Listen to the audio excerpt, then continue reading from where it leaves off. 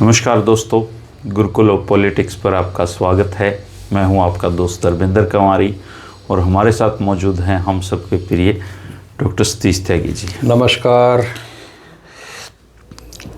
दोस्तों, देश में रोज़ाना नई जानकारियां हमको मिलती रहती हैं और अभी जो ताज़ा जानकारी हमें मिली है वो ये है कि जो प्रधानमंत्री मनमोहन सिंह जी थे या उससे पहले अटल बिहारी जी थे या उससे पहले दूसरे प्रधानमंत्री रहे हैं, वो एम्बुलेंस को रास्ता नहीं देते थे। एम्बुलेंस को रास्ता हमारे प्रधानमंत्री नरेंद्र मोदी जी देते हैं। मनोज झा ने तो हालांकि इस पर यह कहा है कि ये जो एम्बुलेंस वाला नाटक है ये पुराना हो चुका है, कुछ नया आजमाना चाहिए। लेकिन भारत के सत्ता के शीर्ष पर बैठा एक व्यक्ति 2400 घंटे चुनाव लड़ता है, बिना छुट्टी के देश की सेवा कर रहे हैं चुनाव लड़ के। उनको भी चुनाव में इस तरह के एजेंडे चलाने की, इस तरह के नाटक करने की ज़रूरत पड़ती है इस देश में। और अभी एक रील देख रहे थे हम, एक बंदर के पिछवाड़े पे कोई महिला थप्पड़ मार रही थी और हर बार उसको खाने के लिए कुछ दे रही थी और वो बंदर बार बार वो खा रहा था और महिला उसको चॉकलेट दे रही और लेकिन थप्पड़ खाना पड़ता था उसको। मुझे लगता है देश के मतदाताओं की भी यही हालत हो गई है। ये राजनेता इनके पिछवाड़े पे थप्पड़ मारते रहते हैं और इनको थोड़ा बहुत खाने के लिए देते रहते हैं। यही कारण है कि आज़ादी से लेके आज तक हमारे देश में कुछ नहीं बदला है। हमारे देश साथ में जो देश आज़ाद हुए थे वो आज पता नहीं कहाँ के कहाँ तरक्की करते जा रहे हैं और हम हैं कि अभी एम्बुलेंस नौटंकी में लगे हुए हैं। कब बदलेगा ये देश मुझे नहीं पता। हाँ, इतना ज़रूर पता है कि ये बदलने वाला है नहीं, क्योंकि हम ऐसे ही हैं। हमें ये नौटंकी करना ही ज़्यादा पसंद है। आप इस बारे में क्या कहेंगे, कमेंट करके ज़रूर बताना। त्यागी जी, एम्बुलेंस को रास्ता आप भी नहीं देते होंगे? मुझे तो गाड़ी चलानी नहीं आती और कभी कभार मैं यूज़ करता हूँ तो जो ड्राइवर होगा वो उसका दायित्व है देना ना देना। लेकिन मैं तो देता हूँ जी। और मैंने आमतौर पे देखा कि जो भी गाड़ी ड्राइव कर रहा है, चाहे वो बेशक अनपढ़ भी हो या कम पढ़ा लिखा हो, तो रास्ता तो दे देते हैं। क्योंकि वो रास्ता मांगती है, वो चिल्लाती है, चीखती है और फिर एकदम ख्याल आता है कि इसके अंदर कोई ऐसा आदमी है जिसका जीवन संकट में है। तो इतनी करुणा तो भारतीयों में है कि वो रास्ता दे देते हैं। ये अलग बात है कि रास्ता किसी ने रोक ना रखा हो। अब ये जो एक जिद्दी एम्बुलेंस है, ये जो बार बार प्रधानमंत्री जिद करके नरेंद्र मोदी जी के काफिले में घुस जाती है और राजा बहुत दयालु है। इतना उनके संस्कारों में है, इतनी ट्रेनिंग उनको मिली है कि अगर उनके कान में जरा सी आवाज़ भी पड़ जाए एम्बुलेंस टाइप तो काफिला रुकवा देते हैं, चूँकि नरेंद्र मोदी हैं। दूसरे, आपने कहा मनमोहन सिंह या और प्रधानमंत्री, वो इतना ज़्यादा घूमते नहीं थे। वो अपने काम से काम रखते थे, घूमने की आवश्यकता नहीं पड़ती। इतना बड़ा देश चलाने के लिए काम और भी तो इतने बड़े इतने चुनावों में प्रधानमंत्री की इतनी सक्रियता कभी नहीं होती थी। मनमोहन सिंह के कहने से कौन वोट दे रहा था, ये बताओ, सीधी सी बात है। कुछ देखा ही नहीं भाई। उन्होंने एक बार चुनाव लड़ा था लोकसभा का, वोट मांगे थे, वो हार गए थे। लेकिन ये जो हमारे हैं महामानव, इनका तो काम ही है और इनकी यूटिलिटी ये है कि चुनाव जितवाते हैं, सरकारें बनवाते हैं। जिस दिन इनका ये यूएसपी खत्म हो जाएगा उस दिन कौन पूछेगा नरेंद्र मोदी को। अब आपने कहा कि लोग समझ गए एजेंडा बार बार नहीं चलता, बार बार चलता है, हर बार चलता है। कुछ चीज़ें जो हैं वो, इतना बड़ा देश है करीब करीब 150 करोड़ का, हो सकता है उसमें से 10-20-30 करोड़ लोगों की समझ में आ गई हो कि ये नकली है और ऐसा नहीं होना चाहिए। लेकिन अभी तो बहुत लोग पड़े हैं, तो वो जो मार्केटिंग कर रहा है उसको पता है कि अभी बाज़ार जो है वो बहुत बड़ा बाज़ार है और उसमें बहुत लोग हैं अभी। हमें ये लगता है कि क्या नरेंद्र मोदी जी वही आप कर रहे हो, कुछ नया सोचो ना। वो नया तब सोचेंगे जब इसको पूरा एग्जॉस्ट कर लेंगे, इसका खून निकाल लेंगे, बिल्कुल इसमें नहीं छोड़ेंगे, जरा सा भी तत्व ही नहीं बचेगा। उनके पास आइडिया कोई कमी नहीं, आप बेफिक्र रहिए। अभी भी करोड़ों लोग, करोड़ों बता रहा हूँ मैं, वो इस बात से प्रभावित होते हैं कि देखा नेहरू ने रास्ता नहीं दिया था, ये जोड़ना पड़ेगा आपको, और मोदी जी ने रास्ता दिया। तो कितनी करुणा और दया के भंडार हैं मोदी जी, जो इतनी बातों का ध्यान रखते हैं। तो ये एम्बुलेंस न तो पहली बार आई, चौथा पांचवा कांड हो चुका है और ऐसे कांड आपको भविष्य में भी होते रहे। और हैरानी की बात यह है कि प्रधानमंत्री के काफिले के पास से गुजर जाती है एम्बुलेंस, हाँ, जबकि उनके रूट तय होते हैं। कोई परिंदा पर नहीं मार सकता जी वहाँ पे, लेकिन एम्बुलेंस मार जाती वो एम्बुलेंस आ जाती है। इसीलिए मैंने कहा ना, वो जिद्दी एम्बुलेंस। और आज तक ये भी नहीं पता चल पाया कि उस साथ वाली जो एम्बुलेंस था उसमें किस मरीज की जान बच गई, इनकी इस दयालुता की वजह से। प्रधानमंत्री के अपने काफिले में बहुत लंबी मतलब एम्बुलेंस भी होती है, दुनिया भर की सिक्योरिटी होती है, पहले ये तय हो जाता है, एक अल्टरनेटिव रूट भी होता है। लेकिन इसने तो आना है, ये तो नहीं मानेगी और बार बार आएगी। आप कितने प्रोग्राम रख लो और किसी को कितने समझा लो, वो आप कह रहे हमारे लिए है ही नहीं। वो अनएक्सप्लोर्ड जो मार्केट है ना, उसके लिए है। तो वो अपनी तरीके से बिल्कुल सही दिशा में जा रहे हैं। 5 राज्यों में चुनाव हैं, तो अब उनका जो ये नौटंकी है ये इस समय चरम सीमा पे है। वो ये भूल जाते हैं कि पिछले चुनाव में मैंने क्या कहा था। अब वही इश्यूज हैं जहाँ आपकी सरकारें इतने लंबे समय से चली आ रही हैं। फॉर एग्जांपल असम में, वहाँ भी आप कह रहे हो घुसपैठियों को बाहर निकाल लेंगे, यानी वो भूल जाते हैं कि हमने पहली बार क्या कहा था। बंगाल में बोले कि बंगाल में मछली नहीं हो रही, मछली बाहर से मंगानी पड़ रही है। अब उन्हें मछली की भी चिंता होगी, है ना। तो ये बहुत चिंतित हमारे प्रधानमंत्री हैं और चुनाव के बाद सारी चीज़ें सेट हो जाएंगी, खत्म हो जाएंगी। फिर अगले जिन राज्यों में चुनाव, इस समय चाहे आप तीसरा विश्व युद्ध शुरू कर दो और सारा संकट खड़ा कर दो दुनिया भर का, दुनिया में ऐसा लग रहा हो कि भूतो न भविष्यति, ऐसा संकट ही नहीं है, लेकिन प्रधानमंत्री के चुनावी दौरे खत्म नहीं होंगे। बंगाल का दौरा है, आप ये देखिए, कल परसों प्रधानमंत्री जा रहे हैं मेरठ सहारनपुर के आसपास कोई जगह है, वहाँ कोई उन्होंने ढूंढ लिया काली माता का मंदिर है, वहाँ जाएंगे। काली माता का मंदिर है और उसका काली माता का मतलब सीधे सीधे बंगाल से है। तो पता नहीं, उनके एक तो सामान्य ज्ञान बहुत मजबूत है उनका, कि कहाँ से उनको सारी चीज़ें पता चलती हैं, कहाँ क्या है और इसका क्या। पिछले कई चुनावों में आपने देखा होगा कि वो सीमावर्ती क्षेत्रों में चले जाते हैं। अगर वहाँ पे पाबंदी है, मान लिया तो यूपी में चुनाव है, वहाँ पाबंदी है, तो बिहार में चले जाएंगे और बिहार में जाके बात कह देंगे। तो इसमें तो उनका कोई सानी है नहीं। और अब मनमोहन सिंह बहुत कर्मशील व्यक्ति थे, काम करने विश्वास करते थे, पढ़ते लिखते बहुत थे, चूँकि विश्व स्तरीय उनका अर्थशास्त्र का ज्ञान था। इनका जिस तरह का ज्ञान है ये उसमें पारंगत हैं, पूरे दक्ष हैं। तो देश में कभी भी आपको इनके रहते एक तो मनोरंजन का अभाव नहीं रहेगा, नंबर 2 कितना ही संकट काल चल रहा हो, ये पूरे देश में एक गुदगुदी पैदा करने में सामर्थ्य इनमें है ना। ये बता देंगे कि अब ये बजाना है और फिर ये बजाना है ना, और लोग फिर बजाते हैं दमादम। किसी ने लिख रखा था फेसबुक पे कि रूसिया को यूक्रेन चाहिए, हाँ, और ट्रंप को ईरान चाहिए, चाइना को ताइवान चाहिए, हमारे वाला कह रहा मुन्ने बंगाल जिता दो। हाँ, इसको कुछ नहीं चाहिए, सिर्फ चुनाव जिताते रहो आप इनको। हाँ, अब जैसे ना बिहार में अब पहला भाजपा का मुख्यमंत्री मिल जाएगा तो एक इतिहास रच दिया जाएगा। और जैसे भी कई सारी चुनौती हैं, बंगाल उनमें से एक है, लेकिन वहाँ सेंध मार दी काफ़ी हद तक। तो ऐसा ही आपने कहते हैं कि ऐसा डैमेज कर दिया है कि ये अगर वहाँ सरकार बना ले तो कोई बड़ी बात भी नहीं है। कहीं भी बना, मेरे से तो लोग पूछते हैं कि जी क्या रहेगा 5 चुनावों का परिणाम। मैंने ये 5 पूर्ण बहुमत से या 3/4 बहुमत से भाजपा जीतेगी सारे के सारे चुनाव। बोले जी केरल और तमिलनाडु में भी, मैंने वहाँ नहीं जीतेगी जहाँ नहीं जीतना चाहेगी, जहाँ जीतना चाहेगी वहाँ जीत करेगी, दुनिया की कोई ताकत रोक नहीं सकती। वो पहले माहौल बनाते हैं।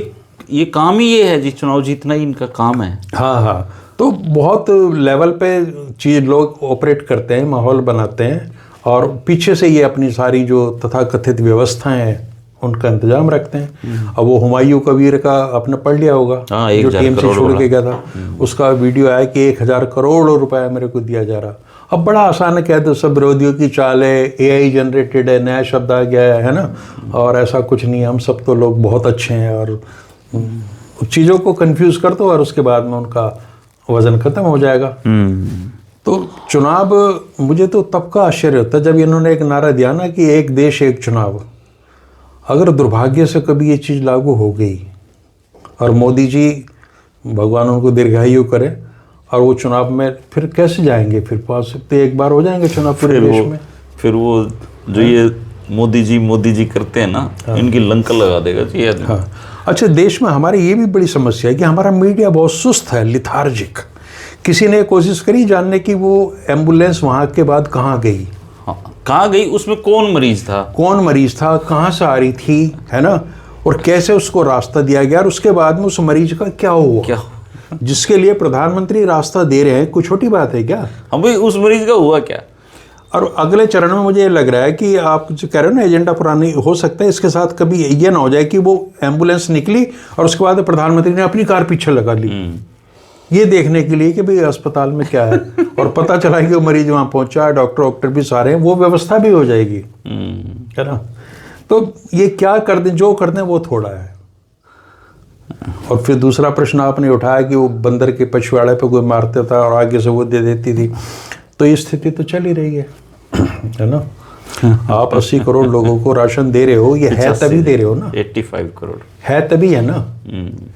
कहाँ से आया? नेहरू जी ने तो कुछ किया नहीं था। और धर्मेंद्र जी, एक आपको मैं बताऊं, एक तो ये कांग्रेसी बहुत नंबर अव्वल दर्जे के निकम्मे लोग हैं। बच्चे कहाँ हैं कांग्रेसी? सारे बीजेपी वो सब बीजेपी में चले गए, जो बच्चे हैं वो भी निकम्मे हैं, उनका भी कुछ नहीं, वो किसी काम के नहीं है, इसलिए कांग्रेस में। इस देश में 7 क्रांति हुई है। सबसे पहले हरित क्रांति कांग्रेस के वक्त में, श्वेत क्रांति, दूध का उत्पादन इतना ज़्यादा हो गया था, उसके बाद नीली क्रांति, उसके बाद में कंप्यूटर क्रांति, वो भी इन्होंने हुई, और भी ऐसी कई सारी मैंने एक बार चिन्हित की थी। 7 क्रांतियाँ हैं। ये सप्त क्रांति सब मोदी जी के आने से पहले हुई थी। मोदी जी के आने पे हुई है क्रांति। दुर्भाग्य ये हुआ, सबसे बड़ी गलती ये हो गई कि देश की आज़ादी के 2.5-3 साल बाद ये पैदा हुए मोदी जी। ये 50 में हुए, देश 47 में आजाद हो गया। भ्रांति की क्रांति। अगर उस समय कोई मतलब हमारी ईश्वरीय व्यवस्था में ऐसा होता कि मोदी जी को साथ पैदा करते, देर से बड़े होते, तो उस 1891 में 89 का जो दौर है, जब नेहरू के समकालीन थे, तभी पैदा होना चाहिए था। और उसके बाद फिर देखना पड़ता क्या हुआ है। हालांकि अब देश में ऐसी खबरें भी आने लगी हैं, जैसे मोदी ने की राहुल से बात, मतलब एलओपी से बात करना मोदी का, अब ये भी खबर बढ़ने लगी। नहीं, ये भी आएंगी कि राहुल तो ये कह रहा था कि वो डरते हैं मेरे से। लोग डरे क्यों मोदी जी? मोदी जी ने पूछा, और राहुल जी कैसे हैं आप, मम्मी की तबीयत कैसी है? उन्होंने ठीक है। तो ये न्यूनतम शिष्टाचार चलता है इस तरीके का, है ना। अरे वो जेब में हाथ डाले खड़े रहे। हाँ, सैनी जी मजाक बना रहे थे। ये लोकतंत्र के लिए अच्छी बात है। नहीं, वो तो जेब ताते नहीं काटता। राहुल गांधी ने प्रणाम किया बाकायदा प्रधानमंत्री को, नरेंद्र मोदी को ना किया होगा, ये अलग बात है, लेकिन देश के प्रधानमंत्री को उन्होंने उठ के बिल्कुल बाकायदा हाथ जोड़े, और मोदी जी ने नमस्ते लिए। अब नायब सिंह हो या भजन लाल हो या मोहन लाल हो, जो और दूसरे इधर उधर के जो फिर रहे हैं, इनका तो यही काम है। एक और बेरोजगार मुख्यमंत्री हैं जी, हमने शिवराज सिंह चौहान जी है ना। अच्छा, ये कृषि मंत्री हैं देश के। हाँ। तो किसी ने लिख रहा है ये टाइम पास आदमी देश का कृषि मंत्री। वो किसी मेले में गए हुए हैं, तो उन्होंने एक टॉर्च बनाई है, लाठी, किसान मित्र छड़ी, उसकी ब्रांडिंग कर रहे थे कि ये छड़ी किसान जैसे ही खेत में जाएगा, ऐसे ज़मीन पे रखेगा, तो 2 मीटर के दायरे में अगर कोई सांप होगा तो ये वाइब्रेट करके बता देगी। और दूसरी तरफ उसने विदेशों की क्लिप लगा रखी है उस बंदे ने, कि देखो दुनिया में खेती कैसे बदल रही है, और यहाँ का कृषि मंत्री छड़ी की ब्रांडिंग करने में लगा हुआ है। देखो, एक तो शिवराज सिंह चौहान ने बड़ा खतरा मोल ले लिया। इतना बड़ा जो आविष्कार हुआ है, ये प्रधानमंत्री के माध्यम से देश को जानना चाहिए था। ये तो मन की बात में आता, या उसमें बताते हुए एक मतलब इवेंट होता बड़ा, उसमें छड़ी को वो घुमाते और बताते, इनका पता कुछ नहीं है क्या होता। वो छड़ी शिवराज की प्रोक्स कोई, फिर ये कहते हो कि कांग्रेस 75 वर्षों में ये छड़ी नहीं बना पाई जो हम लोगों ने बनाई है। तो एक शिवराज सिंह को मुझे लग रहा है डंडा बना रखा तुम लोगों ने सारे देश को। राय कृषि मंत्रियों का सवाल तो कृषि मंत्री शिवराज चौहान जैसे हैं, वो सबको पता है। और एक आपके कृषि मंत्री हरियाणा के, यानी मेरे भी हैं, उन्होंने कहा कि जो बारिश हुई थी ये बेमौसमी, कि इससे ना फसल 1 एकड़ में 2 कुंटल बढ़ जाएगी। तो मुझे लग रहा है कि हरियाणा सरकार इस बार एमएसपी कम ना कर दे, और वो किसानों से 1 कुंटल के पैसे तो ले ले कम से कम। काट लो। हाँ। एक इनके वो थे भजन लाल राजस्थान के, वो कहते मैं कह सकता हूँ चूंकि मैं किसान हूँ, किसान के बेटा हूँ भाई, और क्यों नहीं कह सकते? अगर कोई सच है तो कोई भी कह देगा। और किसान जो है वो साल में 20-25 दिन काम करता है, उसके बाद 1-2 बार वो पानी वानी दे आया, यानी कुल मिलाकर उसने कहा कि 1 महीने से ज़्यादा का काम नहीं है। इसका मतलब भारत के किसान खाली बैठे हैं जी, खाली बैठे हैं। रील्स देख रहे हैं मोदी और जी। ये प्रधानमंत्री जी ने भी कहा था कि जितने किसान से ज़्यादा, जवान से ज़्यादा जोखिम व्यापारी लेता है। तो ये भारतीय जनता पार्टी का जो स्ट्रक्चर है ना, पूरा संघ पोषित, ये सब पूरी तरह से किसान विरोधी है, पूरी तरह किसान मजदूर विरोधी है। आप भारतीय जनता पार्टी का इतिहास उठा लीजिए, कभी भी इन्होंने किसानों के लिए आंदोलन कराओ। 700 किसानों की बलि तो जरूर ली है, या मजदूर आंदोलन में कहीं सक्रिय हों। नहीं, वो तो इनका भारतीय मजदूर संघ भी है। वो बनाते रहो, भारतीय मजदूर संघ को पूछता कौन है? इनका विश्व हिंदू परिषद भी है, कहाँ गया वो? बजरंग दल है, वो कहाँ चलेगी? दुर्गा वाहिनी है, कहाँ चलेगी? ऐसे तो सैकड़ों हजारों। लेकिन अब एक ये वाला बचा है।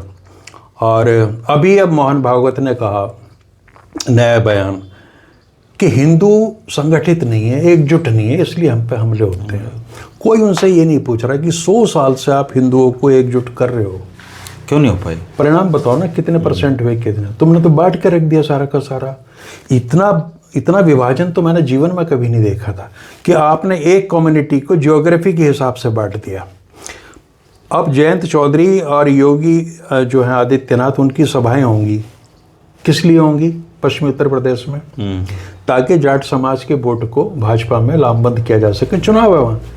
हरियाणा में क्या स्थिति है जाट समाज की, उनके लोग बखूबी भी जानते हैं। उत्तर प्रदेश के यादवों से बड़ी दिक्कत है, चूँकि वो उनके नेता अखिलेश यादव हैं, और यहाँ के यादवों पर कितना प्रेम है, अथाह प्रेम है, देख लो, है ना। तो जो इस तरह का सूक्ष्म, इतना माइन्यूट डिवीजन कर सकते हैं समाज में, कि एक ही कम्युनिटी अगर अलग अलग ज्योग्राफी में है तो आपने उसके लिए भी अलग एजेंडे निकाल दिए। तो जो विभाजन, जिन्होंने विभाजन को एक नए आयाम दिए, वो कह रहे हैं कि हिंदू एकजुट नहीं है। भैया किसने रोका है? आप 100 वर्षों में आपका लक्ष्य केवल भारतीय जनता पार्टी को सत्ता में लाना था, वो पूरा हो गया। बाकी कोई भी सत्ताधारी दल हो, वो बेसिक मंत्र उनका ये होता है, डिवाइड एंड रूल, बांटो और राज करो। तो उस पर सबने किया, ये भी कर रहे हैं। लेकिन ये जो इतना अपनी छाती खुद थपथपाना, अपनी पीठ खुद थपथपाना, आत्म प्रशंसा, इससे बाज आना चाहिए।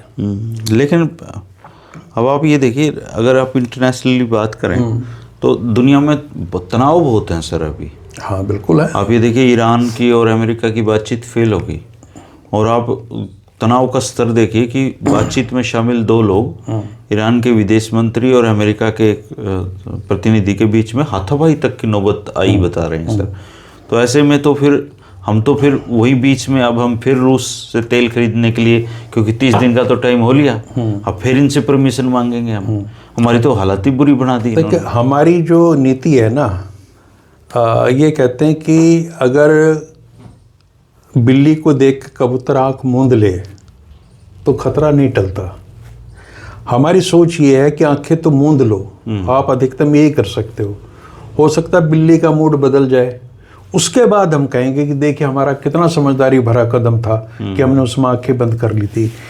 ये सरकार, मोदी के नेतृत्व वाली सरकार, चीज़ों को होने देती है, ये चुप बैठ जाएंगे, और जब परिणाम आएगा तब ये कहेंगे देखा हमारी रणनीति कितनी शानदार थी, हम नहीं बोले। तो इनके मौन को भी उस समय वैलिडिटी मिल जाती है।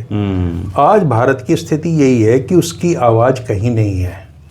आपके पड़ोस में अमेरिका का उपराष्ट्रपति आके गया है और कितने कशीदे पड़ रहा है कि ये वार्ता अगर विफल हुई है तो इसमें पाकिस्तान की कोई भूमिका नहीं है, पाकिस्तान ने हमें बहुत कोऑपरेट किया, आप उसको दलाल कह रहे हैं।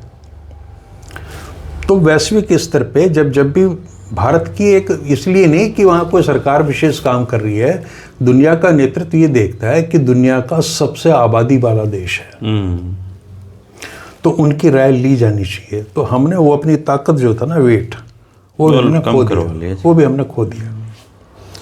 इससे तो ज़्यादा क्या ही खोएंगे जी, हमें क्या, किस देश से क्या खरीदना है, ये परमिशन हमें अमेरिका से मिलती है जी। लेकिन बस ये है भाई, इन्होंने व्याख्या करनी है, इन्हीं के पास सारे साधन है, तो यही बताएंगे कि ये हुआ और वो हुआ, उसमें आप कोई कुछ नहीं कह सकता।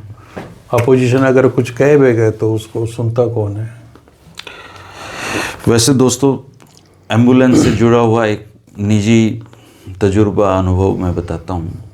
आजकल ये देखने में आमतौर पे आ रहा है कि एम्बुलेंस को लोग रास्ता नहीं देते हैं, अगर मैं रोहतक की बात करूं तो रोहतक पीजीआई में चूँकि मरीजों का फ्लो ज़्यादा रहता है, इसलिए दिल्ली बाईपास से लेके और भिवानी स्टैंड तक इधर से एम्बुलेंस का गुजरना दिन भर जारी रहता है। चूँकि शहर में रहते हैं तो मैं अक्सर देखता हूँ कि एम्बुलेंस जाम में फंसी रहती हैं, और मेरे ख्याल से हर शहर का यही हाल है। हम सब पता नहीं किस जल्दी में हैं कि हम अपनी जिम्मेदारियों को भूलते जा रहे हैं।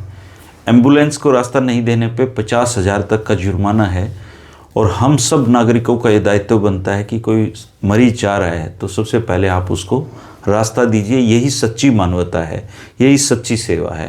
प्रधानमंत्री बेशक नौटंकी करते हो, कोई फ़र्क नहीं पड़ता, लेकिन हमें नौटंकीबाज नहीं होना है। जो लोग रास्ता देते हैं वो बहुत अच्छा है। इसके साथ आप एक काम और भी कर सकते हैं। आप 2 सेकंड का समय निकाल के जो व्यक्ति एम्बुलेंस में है, जो इंसान एम्बुलेंस में है, उसकी अच्छी सेहत के लिए कामना भी कर सकते हैं, क्योंकि दुआओं में कहते असर होता है। और ये प्रयोग मैं काफ़ी साल से कर रहा हूँ। एम्बुलेंस को न केवल हम रास्ता देते हैं बल्कि प्रार्थना भी करते हैं भगवान से कि इसमें जो भी इंसान है उसको अच्छा स्वास्थ्य लाभ देना। एक इंसान के तौर पे हम पूरी दुनिया को खूबसूरत इसी तरीके से बना सकते हैं कि हम किसी को तंग ना करें, दूसरों की मदद करें। प्रधानमंत्री और भी आएंगे दोस्तों, लेकिन जो मानवताएं हैं, जो इंसानी स्वभाव हैं, जो गुण हैं, वो हम में रहने चाहिए। आप इस बारे में क्या कहेंगे? अपने विचार ज़रूर हमारे साथ साझा करें। बाकी एम्बुलेंस बहुत ज़िद्दी है, लेकिन हमारे राजा बहुत दयालु हैं। शुक्रिया, नमस्कार। नमस्कार।